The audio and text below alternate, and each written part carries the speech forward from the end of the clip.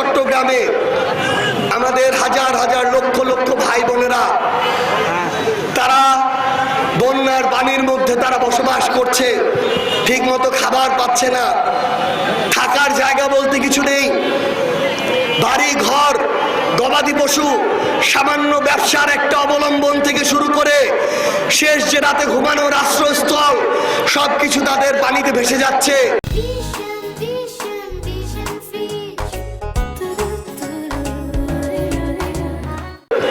আমরা বাংলাদেশ সরকারকে অনুরোধ করব, প্রত্যেকটা রাজনৈতিক দলকে অনুরোধ করব, এখানে দলাদলির কিছু নাই, ভেদাভেদের কিছু নাই, দল মত নির্বিশেষে সবাই মিলে একসাথে আমাদের ওই বন্যার্ত ভাইদের জন্য আমরা কাজ করুন।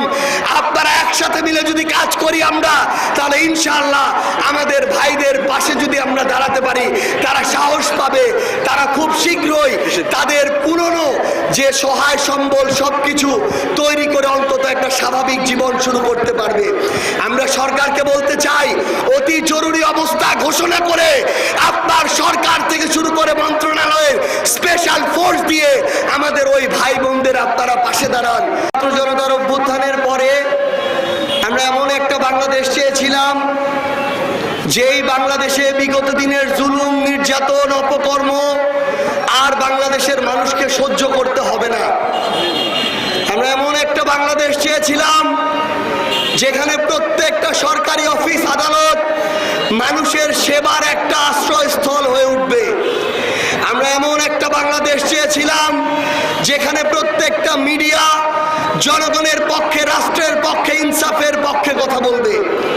আমরা এমন একটা বাংলাদেশ চেয়েছিলাম যেখানে রাজনৈতিক দলগুলো নিজের মধ্যে হানাহানি বন্ধ করে জনগণের জন্য ভালো কাজ করার প্রতিযোগিতা করবে। কিন্তু আমরা দেখলাম 24শে জুলাই অভ্যুত্থানের পরে আবারও সেই পুরনো রাজনৈতিক প্রতিযোগিতা, আবারও জাতীয়তা যে স্বার্থ, দেশের মানুষের যে স্বার্থ, সেই স্বার্থের আগে দলীয় স্বার্থ, ব্যক্তিগত, গোষ্ঠীগত, প্রাতিষ্ঠানিক স্বার্থ প্রাধান্য পাওয়া শুরু করলো। আমরা দেখলাম একটা গোষ্ঠী চাঁদাবাজিতে লিপ্ত হলো, কেউ নতুন করে মাদক ব্যবসায়ীদের শেল্টার দেওয়া শুরু করলো, কেউ নতুন করে জমি দখল করা শুরু করলো, কেউ নতুন করে থানাগুলোতে দাদাগিরি করা শুরু করলো। একটার পর একটা পুরনো যে কালচার, সেই কালচারগুলো আমাদের মধ্যে আবার ফিরে আসা শুরু করলো।